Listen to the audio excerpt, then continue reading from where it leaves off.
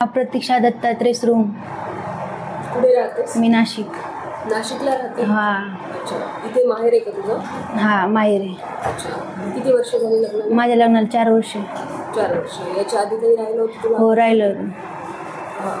ते खालते पण ते खाली होऊन गेलं. ते टिकले नाही? नाही. मग इथला पत्ता कसा माहिती पडला तुला? माझ्या मैत्रिणीला भरपूर जणांना इथं रिझल्ट आला. त्यानं आपल्या पाठक सरांचा मातोश्री हॉस्पिटलचा ॲड्रेस दिला. मग त्यानंतर आम्ही इथं आलो. बरं.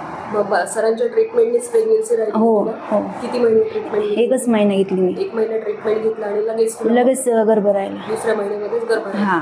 बरं. मग नंतर काही आतापर्यंत सरांकडे माझा खूप BP होता. सरांना सगळं टेस्ट वगैरे करून व्यवस्थित केलं सगळं. पूर्ण बीपीच्या गोळ्या सुरू होते तुला? हां, मला बीपीच्या 6 दिवसाच्या 6 गोळ्या होत्या. दिवसाच्या 6 गोळ्या? हो. खूप जास्त बीपी वाढला? हां.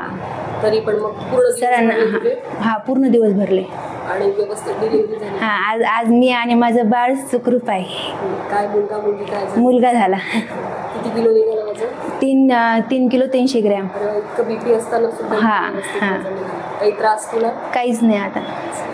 कसं वाटलं दवाखान्यात? दवाखाना एकदम भारी. सरांचे व मॅडमचे धन्यवाद. अभिनंदन तुमच्या फॅमिलीचे. ओके.